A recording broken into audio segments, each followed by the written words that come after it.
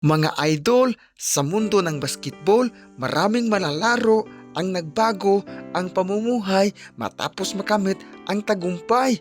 Ngunit mga idol, alam ba ninyo, si Junmar Fajardo ay nanatiling isang halimbawa ng pagiging mapagkumbaba sa kabila ng kanyang mga kampyonato, parangal, pira at tagumpay sa PBA. Hindi niya nakalimutan ang kanyang pinagmulan at simpleng pamumuhay na kanyang nakasanayan.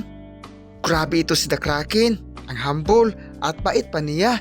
Sa halip na palaging magbakasyon sa mga mamahaling lugar tulad ng Boracay o sa ibang bansa, mas pinili ni Junmar Fajardo na maglaan ng oras kasama ang kanyang pamilya at mga kaibigan sa probinsya.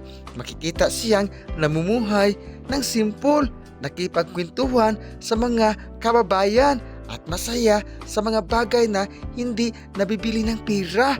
Ipinakita nito na ang tunay na kaligayahan ay hindi nasusukat sa yaman, kundi mga idol sa pagpapahalaga sa mga taong mahalaga sa ating buhay.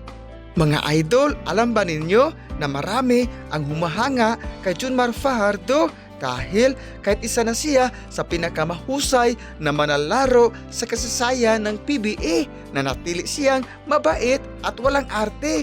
Hindi siya nahihiyang balikan ang simpleng buhay sa bukid, umiinom ng malamig na tubig pagkatapos sa kanilang paglalakbay at mamumuhay ng parang ordinaryong tao.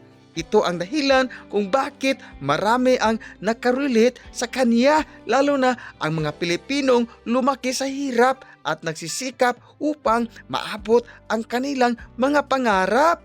Mga idol, ang kwento ni Junmar Fajardo ay isang paalala na hindi kailangang magbago ang ugali kapag dumating ang tagumpay.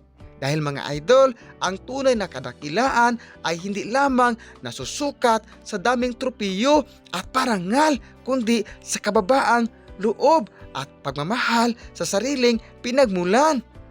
Kaya naman, para sa maraming Pilipino, lalo na sa mga simpleng mamamayan, si Junmar Fajardo ay hindi lamang isang kampiyon sa basketball, kundi isa ring kampiyon sa pagpapakumbaba at pagiging tunay sa sarili. Mga idol, ang kwento ni Junmar Fajardo ay isang malaking inspirasyon sa mga taong dumaraan sa kahirapan. Ipinapakita niya na hindi hadlang ang kahirapan sa buhay upang maabot ang tagumpay. Sa pamamagitan ng sipag, tiyaga, disiplina at pananampalataya, unti-unti niyang natutupad ang kanyang mga pangarap.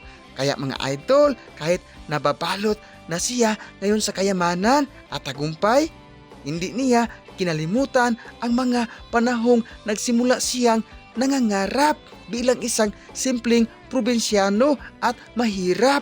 Ito ang patunay na ang pinagmulan ng isang tao ay hindi dapat maging limitasyon sa kanyang kinabukasan. Para sa mga kababayan nating patuloy na lumalaban sa hamon ng buhay, ang kwento ni Junmar Fajardo ay nagsisilbing ilaw ng pag-asa. Hindi kailangang maging mayaman agad upang maging matagumpay.